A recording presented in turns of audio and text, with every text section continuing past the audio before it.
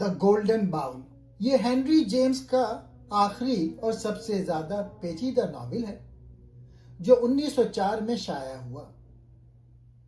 یہ ناول بظاہر شادی، دوستی اور اعلیٰ طبقے کی زندگی کے گرد گھومتا ہے، لیکن در حقیقت یہ اخلاقی زوال، نفسیاتی کشمکش، خاموش قربانی اور سچ کو جاننے کے بعد خاموش رہنے کی کہانی ہے۔ ناول کا عنوان سنہرا پیالہ بائبل کے ایک ستارے سے لیا گیا ہے جو باہر سے خوبصورت لیکن اندر سے ٹوٹا ہوا ہوتا ہے، بالکل ناول کے کرداروں کی طرح۔ ہنری جیمز کو نفسیاتی ناول کا بانی کہا جاتا ہے۔ اس کتاب کی عظمت اس کے بیرونی واقعات میں نہیں بلکہ کرداروں کے ذہنوں کے اندر چلنے والی جنگ میں ہے۔ مصنف یہ نہیں بتاتا کہ کردار کیا کر رہے ہیں بلکہ یہ دکھاتا ہے کہ وہ کیا سوچ رہے ہیں۔ ایک چھوٹے سے جملے یا خاموشی کے پیچھے چھپے ہزاروں معنی اسے ایک عام کہانی سے بلند کر کے ایک ذہنی مطالعہ بنا دیتا ہے۔ قاری کو ایسا محسوس ہوتا ہے جیسے وہ کرداروں کے دماغ کے خلیوں میں جھانک رہا ہے۔ ہنری جیمز انسانی جذبات کے اتنی باریکی سے منظر کشی کرتا ہے کہ کوئی دوسرا مصنف وہاں تک نہیں پہنچ سکا۔ اس کی تحریر ایک بھول بھلیوں کی طرح ہے جہاں ہر لفظ کا ایک خاص مقصد ہے۔ یہ کتاب سنجیدہ قارئین کے لیے ایک ذہنی ورزش کی مانند ہے جو ادب کے معیار کو نئی بلندیوں پر لے جاتی ہے۔ سنہرا پیالہ صرف ایک برتن نہیں بلکہ انسانی رشتوں، سماجی وقار اور ٹوٹی ہوئی معصومیت کی علامت ہے۔ وہ دراڑ جو پیالے میں ہے مگر نظر نہیں آتی، وہ ایک جھوٹ کی عکاسی کرتی ہے جس پر بڑے بڑے خاندان کھڑے ہوتے ہیں۔ یہ علامت پوری کہانی کو ایک فلسفیانہ رنگ دے دیتی ہے جس کی وجہ سے ناقدین اسے ایک کامل فن پارہ قرار دیتے ہیں۔ اس ناول کا سب سے بڑا پیغام یہ ہے کہ ہر چمکتی چیز سونا نہیں ہوتی۔ سنہرا پیالہ بظاہر مکمل اور قیمتی نظر آتا ہے، لیکن اس کے اندر ایک چھپی ہوئی دراڑ ہے۔ انسانی رشتے اور سماجی زندگی اکثر باہر سے بہت پروقار اور خوبصورت نظر آتی ہے، لیکن ان کے پیچھے دھوکہ، خود غرضی اور ٹوٹ پھوٹ چھپی ہو سکتی ہے۔ جیمز ہمیں یہ سکھاتا ہے کہ حقیقت کو جاننے کے لیے ظاہر کی سطح سے نیچے اترنا ضروری ہے۔ معصومیت کا خاتمہ۔ میگی ایک لڑکی ہے جس کا کردار معصومیت کی علامت ہے۔ اس کا یہ ماننا کہ دنیا کے تمام لوگ مخلص ہیں اس کی سب سے بڑی غلطی تھی۔ زندگی میں ایک ایسا وقت آتا ہے جب انسان کو اپنی معصومیت کی جنت سے باہر نکل کر تلخ حقائق کا سامنا کرنا پڑتا ہے۔ پختگی یعنی میچیورٹی تبھی آتی ہے جب آپ برائی کو پہچانیں اور ان کا سامنا کریں۔ میگی کا پیالہ ٹوٹنا اس کی معصومیت کے ختم ہونے اور حقیقت پسندی کے آغاز کی علامت ہے۔ قربانی اور خاموشی کی طاقت۔ جب میگی کو اپنے شوہر کی بے وفائی کا علم ہوتا ہے تو وہ چیخنے چلانے یا طلاق لینے کے بجائے خاموشی اختیار کرتی ہے۔ وہ اپنے باپ کے سکون کی خاطر اپنی تکلیف چھپاتی ہے۔ مصنف یہ پیغام دیتا ہے کہ بعض اوقات رشتوں کو بچانے کے لیے انا کی قربانی دینی پڑتی ہے۔ خاموشی اور صبر انتقام سے زیادہ طاقتور ہو سکتے ہیں۔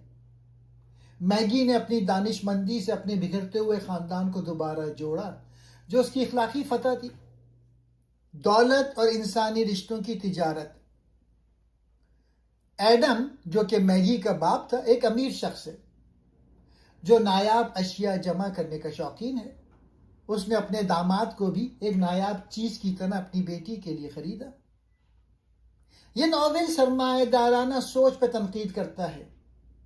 جب ہم انسانوں کو اشیاء کی طرح خریدنے یا اپنی سہولت کے لیے استعمال کرنے کی کوشش کرتے ہیں تو رشتوں میں دراڑیں پڑنا لازمی ہے۔ دولت سے سہولت خریدی جا سکتی ہے مگر وفاداری اور سچی محبت نہیں۔ انسان خطا کا پتلا ہے لیکن توبہ اور اصلاح کا دروازہ ہمیشہ کھلا رہتا ہے۔ مصنف یہ بتاتا ہے کہ مکمل کمال یعنی پرفیکشن ایک وہم ہے. پیالہ ٹوٹ چکا ہے یعنی رشتے پہلے جیسے بے داغ نہیں رہے، لیکن اسے مرمت کر کے دوبارہ جیا جا سکتا ہے. زندگی ادھورے پن اور داغوں کے ساتھ ہی جینے کا نام ہے. اب میں اس کہانی کا پلاٹ بتاتا ہوں. یہ کہانی بنیادی طور پہ 4 مرکزی کرداروں کے گرد گھومتی ہے: ایڈم، اس کی بیٹی میگی، امیریگو اور شارلٹ. ایڈم ایک بہت امیر بوڑھا امریکی تاجر ہے اور آرٹ کلیکٹر ہے. اس کی بیوی مر چکی ہے اور وہ اپنی اکلوتی بیٹی میگی کے ساتھ یورپ، خاص طور پہ انگلینڈ میں رہتا ہے.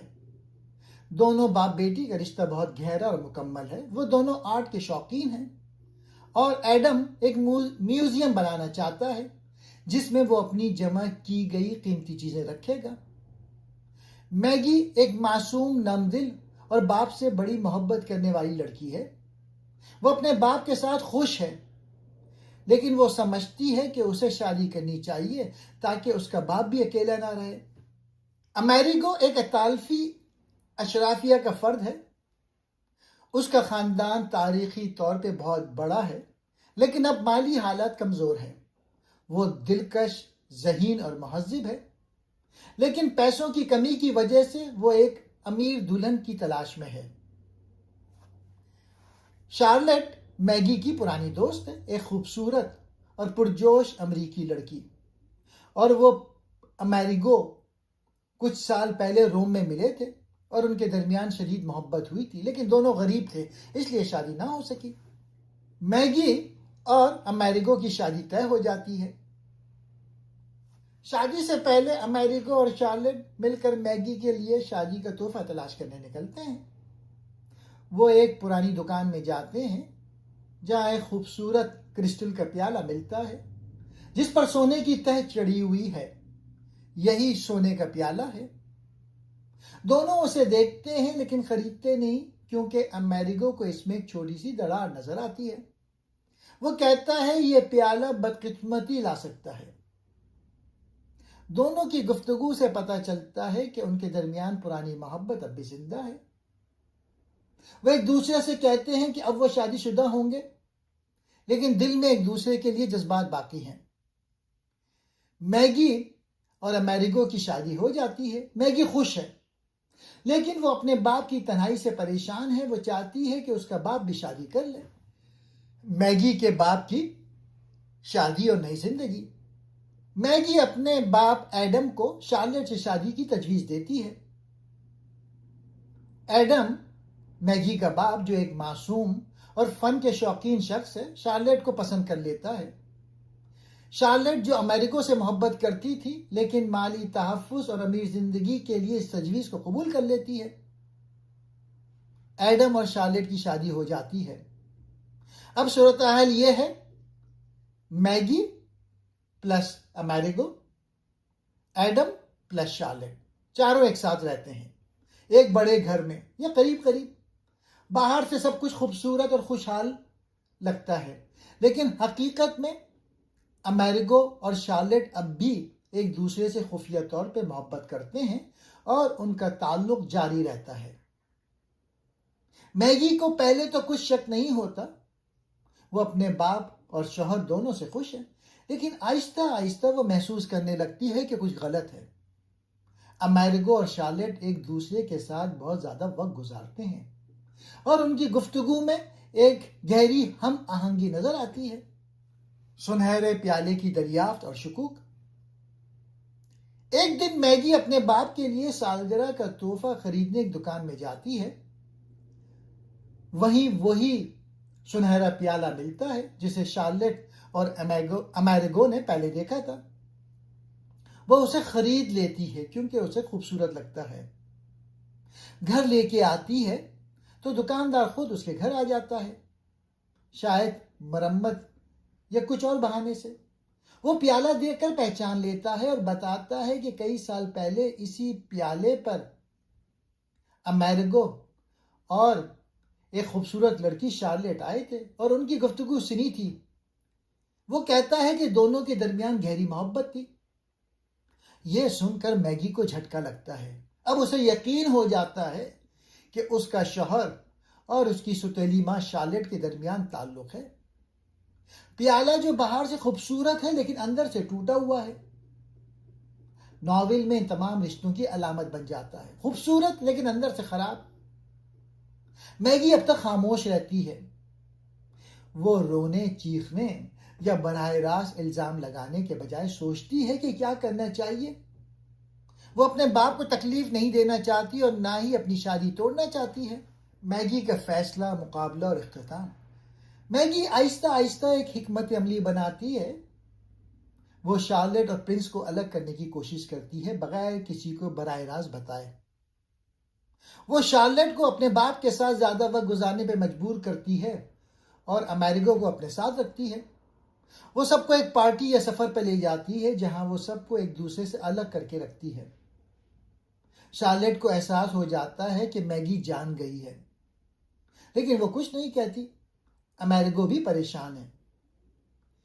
ایک اہم منظر میں میگی امیرگو سے کہتی ہے کہ وہ شارلٹ کو اپنے باپ کے ساتھ امریکہ واپس جانے دے گی اور وہ دونوں انگلینڈ میں رہیں گے۔